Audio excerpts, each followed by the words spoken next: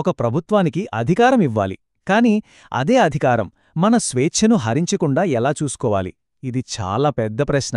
శతాబ్దాలుగా ఎందరో మేధావులు, పాలకులు ఈ సమస్యకు సమాధానం వెతుకుతూనే ఉన్నారు. అయితే ఆధునిక ప్రజాస్వామ్యాలు దీనికొక అద్భుతమైన నిర్మాణాన్ని కనిపెట్టాయి.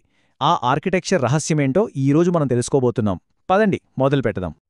జేమ్స్ మ్యాడిసన్ లాంటివాళ్లు చెప్పినట్టు, ఒకే వ్యక్తి లేదా ఒకే సంస్థ చేతిలో అన్ని అధికారాలు ఉంటే ఇక అంతే సంగతులు. దాన్ని మించిన నిరంకుశత్వం ఇంకోటుండదు. సరిగ్గా ఈ భయం నుంచే ఆధునిక ప్రజాస్వామ్యాల డిజైన్ పుట్టింది. ఈ చిత్రం చూస్తే ఆ ప్రమాదం ఎంత తీవ్రమైందో అర్థమవుతుంది. ఒకసారి ఆలోచించండి. చట్టం చేసేది వాళ్లే, దాన్ని అమలు చేసేది వాళ్లే, ఆ చట్టం సరైనదా కాదా అని తీర్పు చెప్పేది కూడా వాళ్లే అయితే ఇంక వాళ్లని అడిగేవాళ్లే ఉండరు గదా. ఇది ఖచ్చితంగా క్రూరమైన పాలనకే దారితీస్తుంది. మరి ఈ సమస్యకు పరిష్కారమేంటి?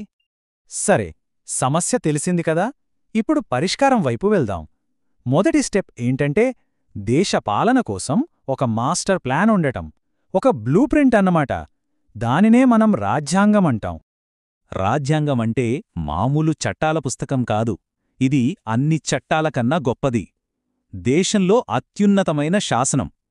ప్రభుత్వం చేసే ఏ చట్టమైనా దీనికి లోబడే ఉండాలి. అందుకే దీన్ని సాధారణ చట్టంలాగా సింపుల్గా మార్చలేరు. దానికొక ప్రత్యేకమైన, చాలా కఠినమైన ప్రక్రియ ఉంటుంది. అసలు ఈ రాజ్యాంగం ఏం చేస్తుంది చూడండి. సమాజంలో మనం ఒకరితో ఒకరు గొడవలు లేకుండా కలిసి బ్రతకడానికి కొన్ని బేసిక్ రూల్స్ ఇస్తుంది.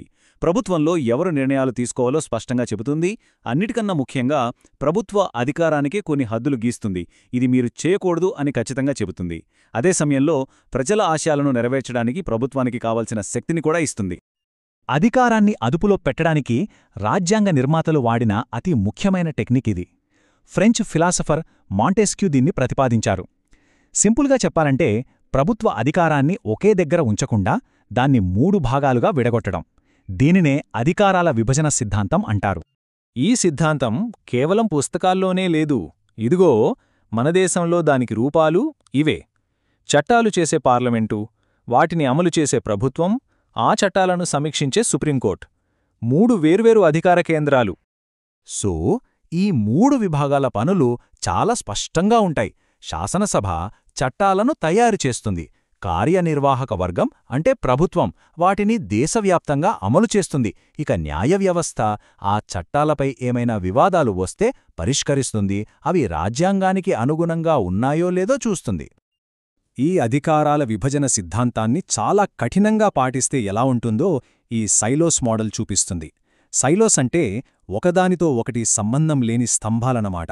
అంటే 3 విభాగాలు ఒకదాని పనిలో మరొకటి అస్సలు జోక్యం చేసుకోవు. ఇదొక వాటర్ టైట్ అరేంజ్మెంట్ లాంటిది.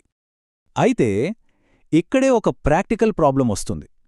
ఈ 3 విభాగాలు ఒకరితో ఒకరు మాట్లాడుకోకుండా, ఒకరికొకరు సహకరించుకోకుండా ఎవరి పని వాళ్లు చేసుకుంటూ పోతే ఏమవుతుంది? దేశ పరిపాలన మొత్తం స్తంభించిపోతుంది కదా. మరి దీనికి సొల్యూషన్ ఏంటి? ఆ కఠినమైన విభజన సమస్యకు ఒక తెలివైన పరిష్కారం వచ్చింది. అదే చెక్స్ అండ్ బ్యాలెన్సెస్ సిద్ధాంతం. అంటే అడ్డంకులు మరియు సమతుల్యతలు. ప్రతి అధికార కేంద్రంపై మరో అధికార కేంద్రం ఒక కన్నేసి ఉంచుతుంది. ఇది ఒకరినొకరు పర్యవేక్షించుకునే సిస్టమ్. ఈ చిత్రం ఆ తెలివైన పరిష్కారాన్ని స్పష్టంగా చూపిస్తుంది. ఇక్కడ విభాగాలు వేర్వేరుగా పనిచేయడం లేదు. ఒకదానితో ఒకటి ఒక వలలాగా ముడిపడి ఉన్నాయి. శాసనసభ మరీ శక్తివంతం కాకుండా న్యాయ వ్యవస్థ అడ్డుకుంటుంది. కార్యనిర్వాహక వర్గాన్ని శాసనసభ ప్రశ్నలతో అదుపు చేస్తుంది. ఇది పూర్తి విభజన కాదు, ఒకరిపై ఒకరు నిఘా పెడుతూ అధికార సమతుల్యతను కాపాడే ఒక డైనమిక్ సిస్టమ్. సరే, ఇప్పటిదాకా సిద్ధాంతాలు చూశాం. ఇప్పుడు మన దేశం విషయానికొద్దాం. ఈ గొప్ప సూత్రాలు మన భారతదేశంలో ఎలా పనిచేస్తున్నాయో చూద్దాం. మనది ఒక ప్రత్యేకమైన వ్యవస్థ కదా. మన సిస్టమ్ అర్థం చేసుకోవాలంటే ముందు ఈ రెండింటి గురించి తెలియాలి.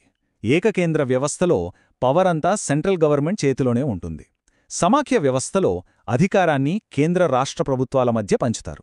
మరి మన దేశం ఏ కేటగిరీ కిందకొస్తుంది? ఇక్కడే అసలు విషయం ఉంది. భారతదేశం ఖచ్చితంగా ఈ రెండిట్లో ఏదీ కాదు.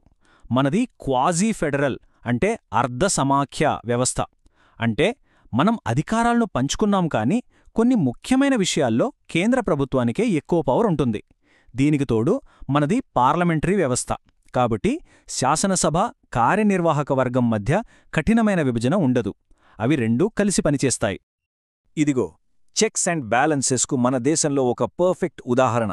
పార్లమెంట్ ఒక చట్టాన్ని పాస్ చేస్తే దాన్ని న్యాయ వ్యవస్థ సమీక్షించగలదు. ఒకవేళ ఆ చట్టం రాజ్యాంగం యొక్క మూలసూత్రాలకు విరుద్ధంగా ఉందని సుప్రీంకోర్టు భావిస్తే దాన్ని కొట్టివేసే అధికారం దానికుంది.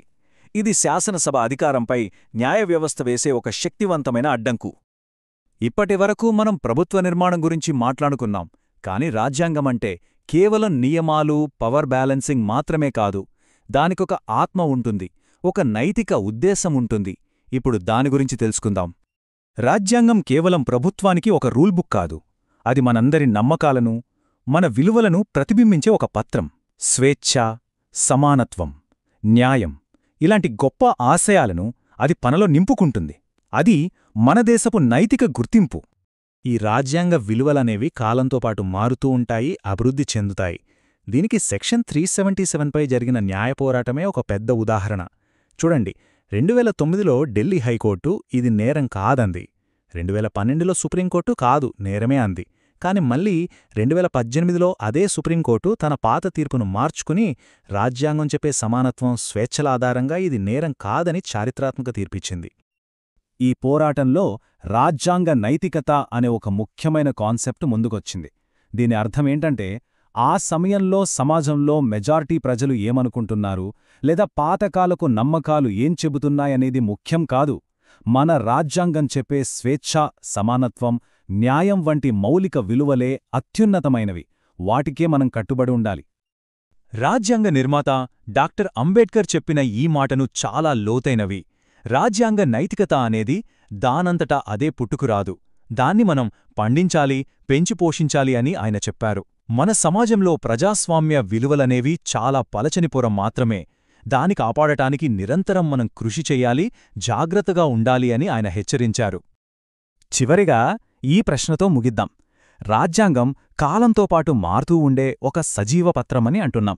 మరి అలాంటప్పుడు దాని ఆత్మను, దాని స్ఫూర్తిని సజీవంగా ఉంచాల్సిన బాధ్యత కేవలం ప్రభుత్వాలది, కోర్ట్లదేనా? లేక పౌరులుగా మనందరిపైనా ఆ బాధ్యత ఉందా? ఆలోచించాల్సిన విషయం.